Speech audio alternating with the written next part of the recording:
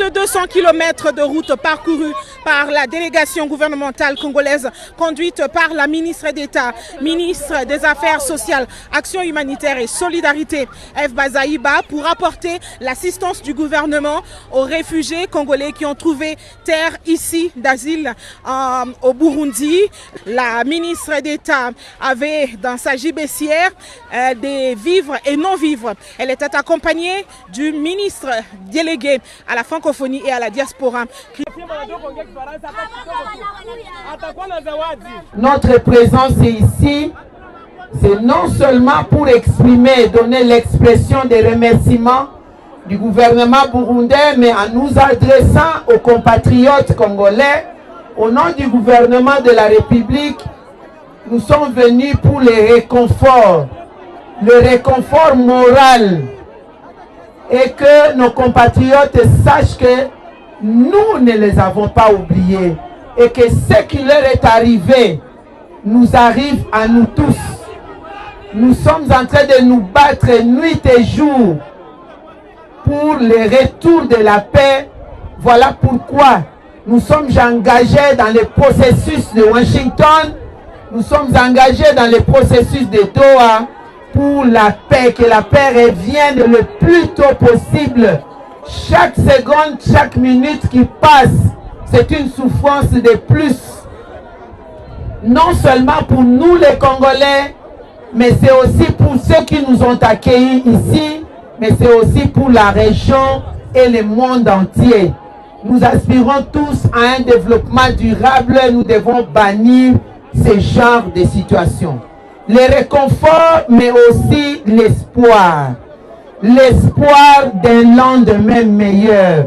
Que nous ne puissions pas arrêter l'espoir.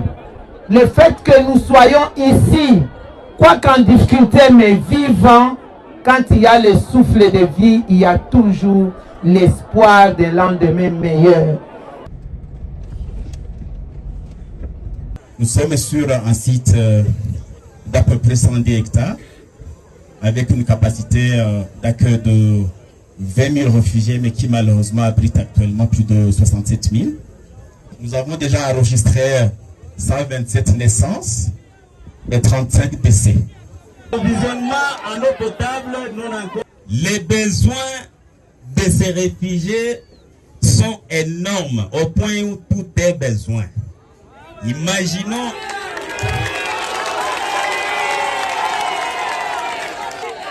l'approvisionnement en eau potable non encore facilité reste un problème majeur pour ces réfugiés.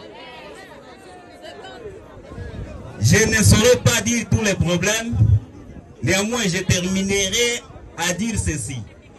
Les enfants qui ont interrompu leur programme scolaire et qui traînent aujourd'hui dans les cours et dans les terrains, soi-disant qui sont en train de soulager leur esprit ou atténuer leur tension, alors qu'ils ont réellement besoin des éducateurs pour les édifier. Dans chacun de ces déplacés résonne encore l'âme du patriote congolais. Ils ont entamé l'hymne national à l'unanimité.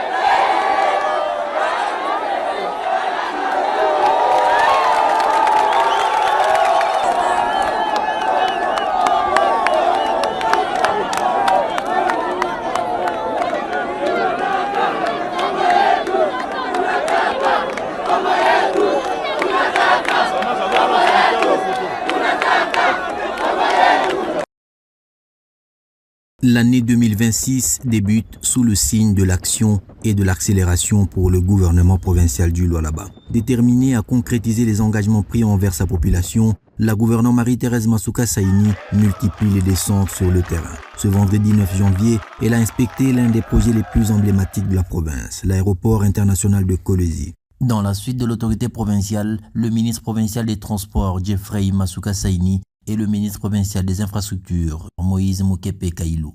Moins d'un an après l'inauguration de son aérogare modulaire par le président de la République, Félix-Antoine Tshisekedi Tshilombo, Les travaux se poursuivent à un rythme soutenu sur les sites. Les avancées sont visibles.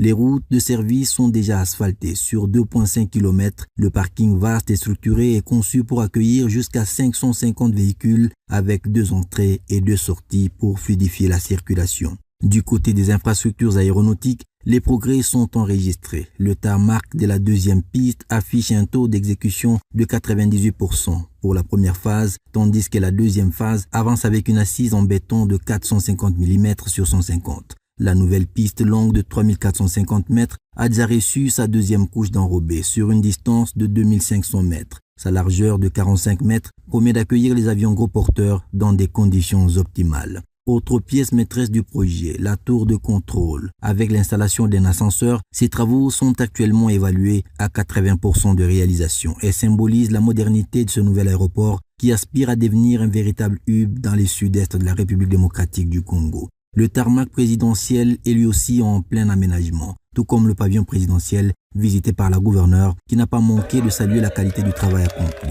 La visite s'est poursuivie sur un autre chantier stratégique, la construction de la route de contournement dite bypass à une vingtaine de kilomètres du centre-ville de Kolwezi. Ce projet vise à réduire la pression sur la voirie urbaine de Kolwezi en facilitant la circulation de poids lourds en provenance des zones minières. Les travaux y avancent également. Des engins sont déployés sur le tracé, les terrassements sont en cours. Pour la chef de l'exécutif provincial, cette route est indispensable pour accompagner la dynamique économique du Lualaba en plein essor. À travers cette tournée, la gouverneure Marie-Thérèse Masuka Saini réaffirme sa volonté de livrer des infrastructures modernes et durables en phase avec les ambitions de développement portées par le chef de l'État, Félix Antoine Tshisekedi Tshilombo.